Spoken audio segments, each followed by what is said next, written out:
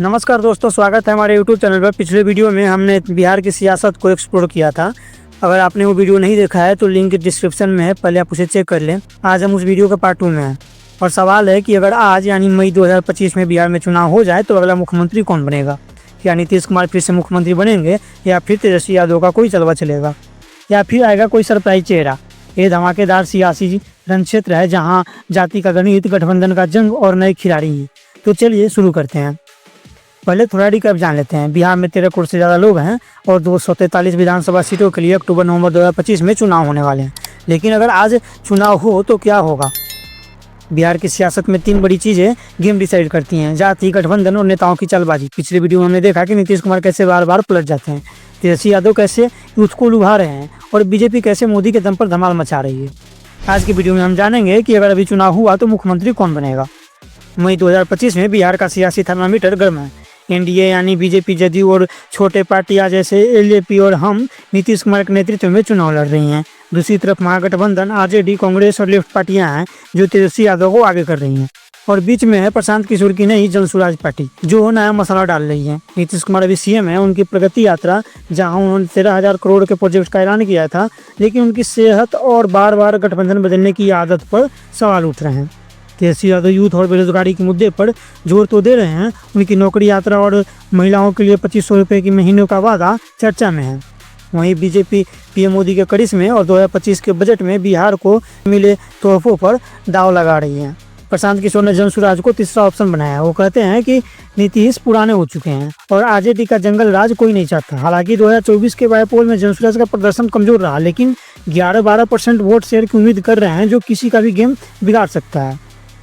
बिहार में सियासत का सबसे बड़ा फैक्टर जाति है। 2023 के जाति सर्वे ने इसे और साफ कर दिया। 36% ईबीसी और 27% ओबीसी, 19.6% एससी और 17% मुस्लिम ये तय करते हैं कि सत्ता किसकी ओर झुकेगी।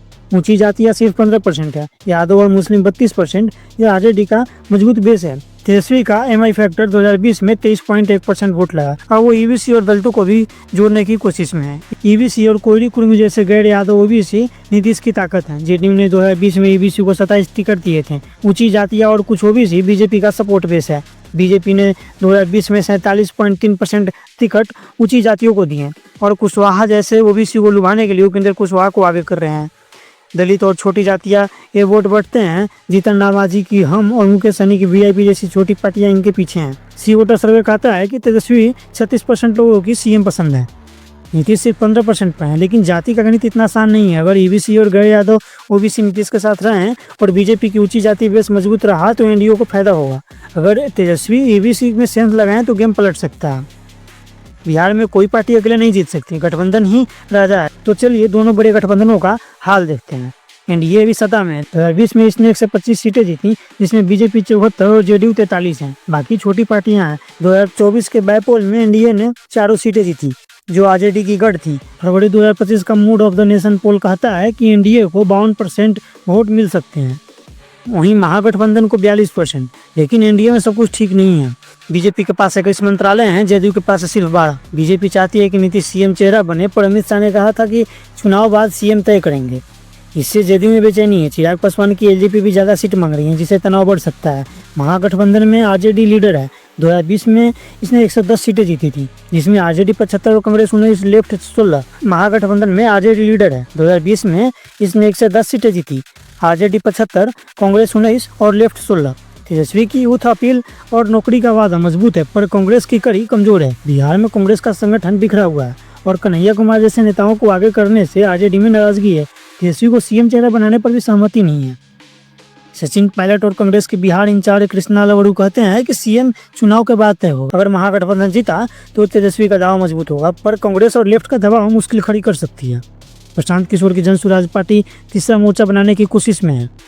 वो कहते हैं कि नीतीश और आरजेडी दोनों फेल हैं। उनका फोकस एससी और यूथ पर है।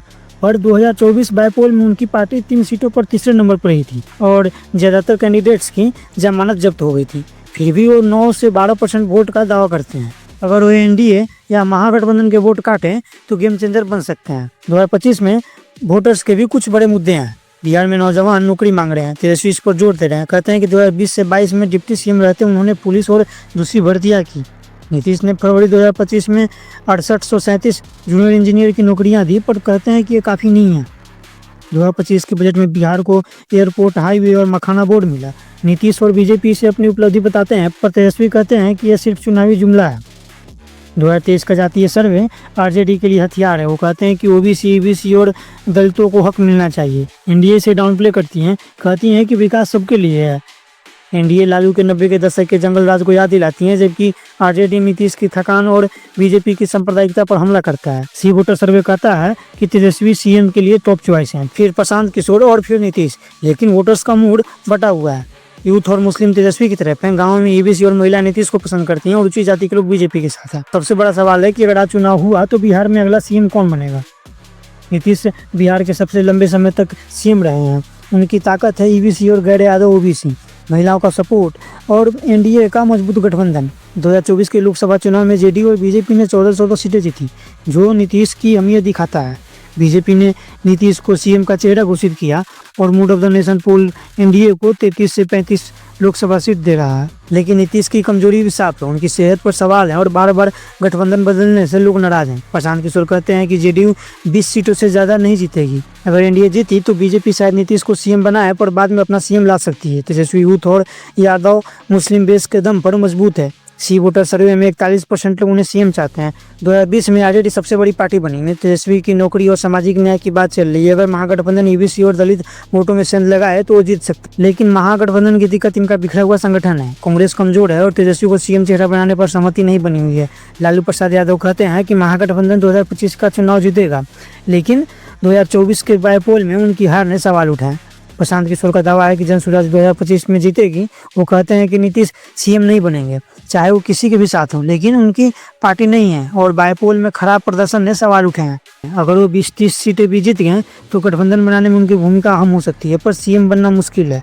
नीतीश के बेटे निशांत कुमार की एंट्री की चर्चा है। जनवरी 2025 में जेडीयू के इवेंट में दिखे और तेजस्वी ने इनका स्वागत किया। अगर नीतीश रिटायर्ड हुए तो निशांत को लॉन्च किया जा सकता है। बीजेपी की तरफ से सम्राट चौधरी या विजय सिन्हा जैसे चेहरों की भी चर्चा है, पर अभी वो नीतीश के पीछे हैं। अगर आज चुनाव होता है तो एनडीए को फायदा दिख रहा है। मूड ऑफ द नेशन पोल और 2024 के बाय पोल के नतीजे एनडीए की मजबूती दिखाते हैं। नीतीश का ईबीसी और महिला बेस बीजेपी का संगठन और मोदी का करिश्मा उन्हें बढ़ा देता है। हमारा अनुमान है कि एनडीए 130 से 140 सीटें जीत सकती हैं और नीतीश कुमार फिर से सीएम बन सकते हैं। लेकिन अगर बीजेपी बाद में अपना सीएम चेहरा लाना चाहे तो फिर सम्राट चौधरी या विजय सिन्हा में से कोई हो सकता है। तेजस्वी का चांस तब बनेगा अगर महागठबंधन ईबीसी और दलित वोटरों को जोड़ ले और जनसुराज एनडीए के वोटों को काटे। अगर ऐसा हुआ तो महागठबंधन 110 से 120 सीटें जीत सकती हैं और तेजस्वी सीएम बन सकते हैं। लेकिन अभी महागठबंधन का संगठन और एकता कमजोर है। 2025 का चुनाव सिर्फ बिहार का ही नहीं बल्कि देश की सियासत का भी टर्निंग पॉइंट होगा। अगर एनडीए जीतती है तो बीजेपी की राष्ट्रीय ताकत बढ़ेगी और नीतीश की साख बचेगी। अगर महागठबंधन चुनाव जीतता है तो तेजस्वी नेशनल लीडर बन सकते हैं और इंडिया ब्लॉक को नई जान मिलेगी। लेकिन बिहार के लिए हम सवाल है कि क्या नया सीएम बेरोजगारी, पलायन और विकास की चुनौतियों को हल करेगा। बिहार की जनता बदलाव चाहती है और जो भी सीएम बनेगा उसे दिखाना होगा कि वो सिर्फ सियासत नहीं समाधान भी दे सकता है। दोस्तों, आपको क्या लगता है कि नीतीश फिर बाजी मारेंगे या तेजस्वी सीएम बनेंगे या फिर कोई सरप्राइज चेहरा होगा? कमेंट में बताइए। अगर आपको वीडियो पसंद आया हो तो लाइक करिए, शेयर करिए और चैनल को सब्सक्राइब करना नहीं भूलिए। मिलते हैं अगले वीडियो में, तब तक के लिए धन्यवाद।